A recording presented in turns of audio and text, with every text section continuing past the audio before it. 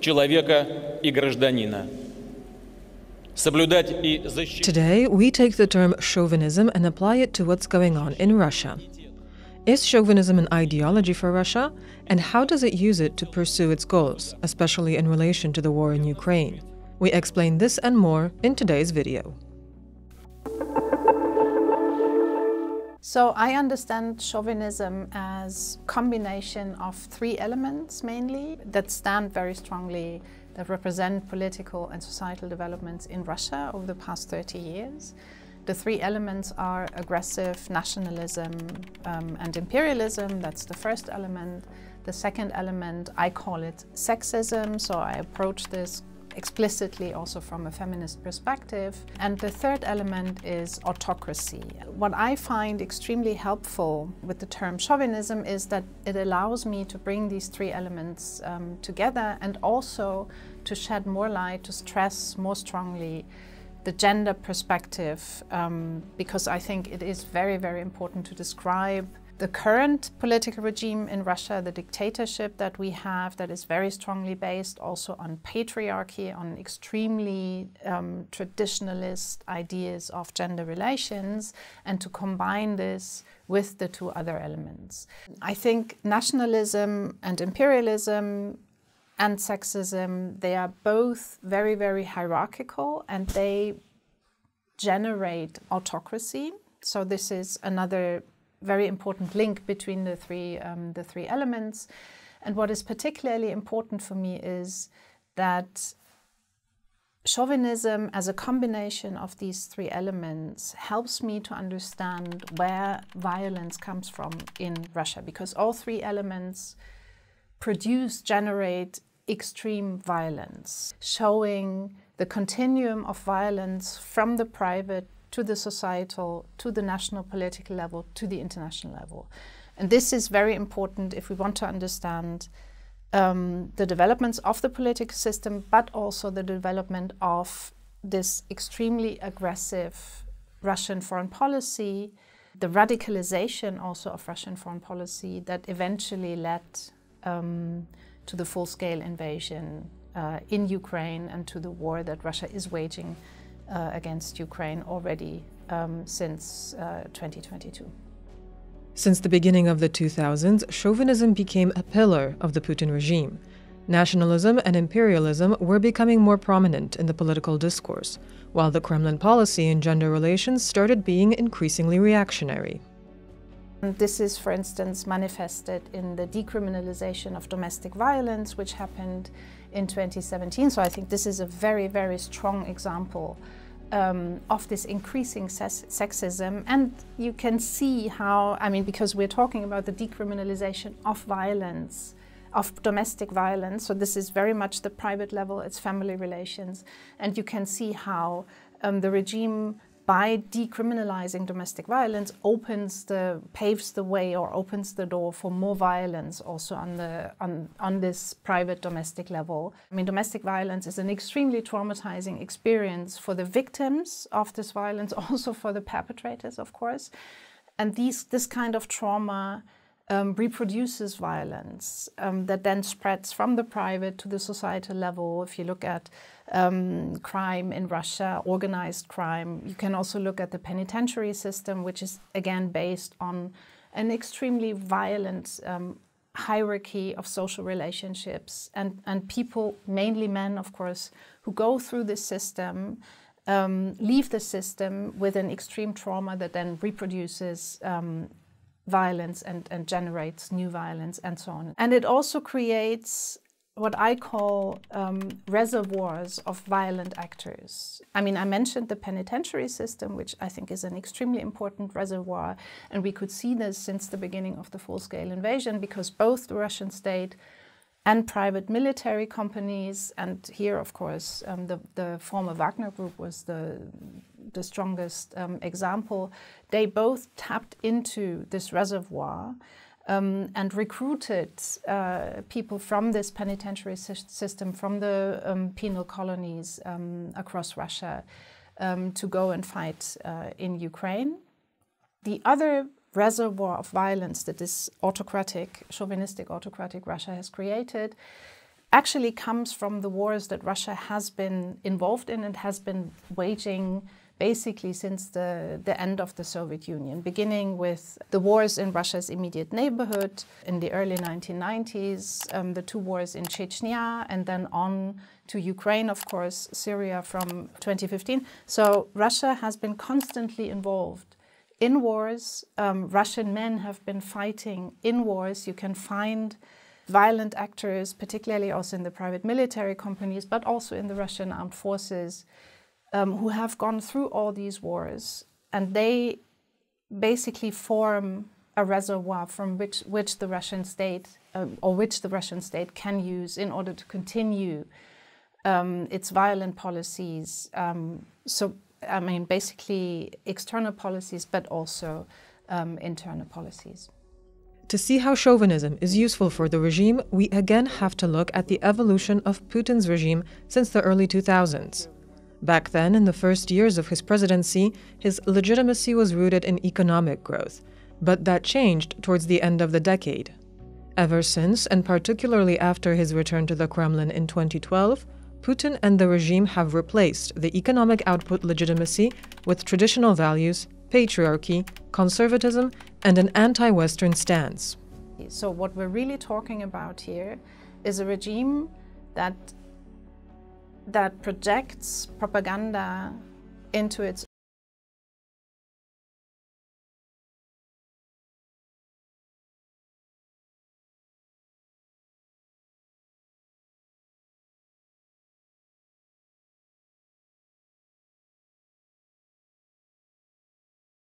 inside Russia, and this also concerns Russia's war against Ukraine.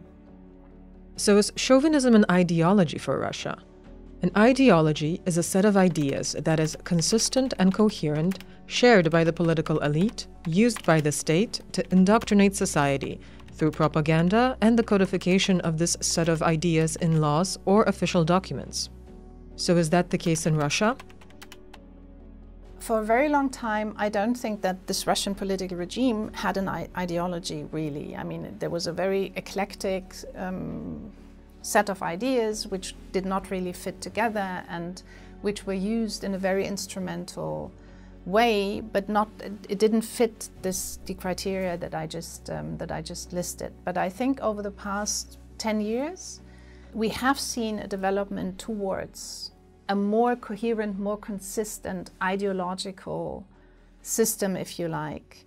And this tells us also a lot about the development of this Russian political regime, which went from, let's say, a hybrid regime in the 2000s to a competitive autocracy in the 2010s, but which has become, particularly also after the beginning of the full-scale invasion, a dictatorship with totalitarian and also fascist ambitions. I mean, I call it that way because I think there are certain elements of a totalitarian system, for instance, that are still missing, like, for instance, mass mobilization. You don't have mass mobilization in Russia today, but you have other elements which are clearly there, and the emerging ideology is one of these elements.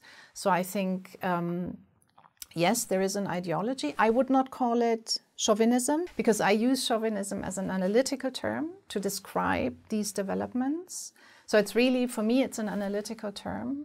And in fact, it remains difficult to find a name for what I just described as an emerging ideology in Russia, because it's still eclectic. You can see the elements, so let's say nationalism, also patriarchal values, if you like, traditional values. Orthodoxy is an important element. This idea of Russia as a great power in international relations, in a multipolar international system, anti-Westernism, anti-liberalism. So these are all elements, but I find it difficult to pick one name for this set of ideas, of this emerging Russian ideology. Now, let's look at how Russia is using chauvinism in the war in Ukraine and against the West. Russia is waging a systemic war, meaning a conflict on different levels. It's a hot war with Ukraine that has been taking lives since 2014, escalating to the current conflict in 2022. But it's also targeting the liberal sections of its own society and liberal democracies in the West. And here, Russia uses different instruments to weaken these democracies, such as espionage, sabotage, cyber attacks, and disinformation. Russia's increasing links with populists and extremists is also one of these tools. And this is where we can see how Russian chauvinism actually works. Many positions of these populist forces in Western liberal democracies are also chauvinist, and you can see how their programs overlap with Russia's positions. And this makes it possible for Russia to engage with them, to try to support them and strengthen them. And this is a very important entry point for Russian influence and interference policy in liberal democracies, to weaken those democracies from the inside. And there's a very strong link, of course, also with Russia's war against Ukraine, because liberal democracies, especially since the beginning of the full-scale invasion, almost 3 years ago, have been the strongest supporters of Ukraine's defense against the Russian aggression and Russian invasion. So by weakening democracies from the inside, Russia, of course, also hopes to undermine the support that Western liberal democracies have been giving to Ukraine. So that brings the different levels of this systemic war together, and the fight against liberal democracies from the inside by supporting, for instance, chauvinistic political movements inside the liberal democracies. It has a very strong link to Russia's war against Ukraine. Chauvinistic elements are also clearly visible in Russian propaganda and disinformation. The idea of a strong leader that is being promoted, so Putin as a strong leader as opposed to chaotic developments and chaotic situations in liberal democracies. And when you look at how Russian media, also in Russia, but also at the international stage, how they report about the presidential election campaign in the US, you can clearly see that there is this very strong contrast between what they describe as a very stable and positive situation in Russia under the strong autocratic leadership of Vladimir Putin, and what they describe as total chaos, basically, in the United States. So strong leadership, autocratic leadership, I think is a very important message that Russia is trying to promote, and that resonates with, again, chauvinist political forces, be it in liberal democracies, but also in other parts of the world. Another element that has become very strong, particularly since the beginning of the full-scale invasion, you really have to put that in quotation marks, but anti-colonialism, because the first Western reaction after the full-scale invasion was, of course, to isolate Russia at the international stage. And I mean, if you look at UN General Assembly resolutions and other developments that happened after February 2022, indeed Russia was much more isolated than before the full-scale invasion. But of course, Russia has started counter-diplomacy and has reached out to the so-called Global South and other international actors, non-Western international actors, and has tried to strengthen its relationships with those countries. Russia has put its own war against Ukraine, which is a war of aggression, and it is in fact an imperialistic, a colonial war. But Russia has increasingly developed this narrative that puts this war in the context of anti-colonial movements in the Global South. And this narrative is basically about Russia fighting a war in order to defend itself against US imperialism, against the imperialism of the so-called collective West. And this is how Russia links its own war of aggression to anti-colonial movements in the Global South and tries to, by promoting this narrative in the Global South, to engage more with countries in the Global South. And in fact, it is not unsuccessful with this narrative. So these are examples of propaganda messages that Russia is trying to spread in order to strengthen its own position internationally and in order to support its own war effort in Ukraine. So there's another element of Russian propaganda that is linked to what I call sexism as an element of Russian chauvinism, and that's traditional family relations and particularly anti-wokeism, as it's called in the Russian discourse, and anti-LGBTQI propaganda. So, I mean, this is again something that Russia uses in order to reach out to more traditional societies, including in the global south, and that Russia uses to engage in global culture wars against liberalism. And again, this is something that indeed resonates and that has made Russia a reference point for ultra-conservative, anti-liberal forces in the liberal democracies of the West, but also in other parts of the world. And I think it's a very important element that adds to the success of Russian propaganda at the international level. There are a number of ways the West can counter Russian chauvinism. Primarily, Ukraine needs to win the war with Russia. It's the only way to push back against the regime. Democratic developments in the EU neighborhood, in Moldova and Georgia, need to be strengthened, as do international actors beyond Europe in order to counter Russia's influence. Liberal democracies also need to step up and defend themselves, both in the military dimension and through a realliance against populist political forces that are anti-liberal and anti-democratic. So these are all elements of the answer to the response to this Russian chauvinist threat, as I call it.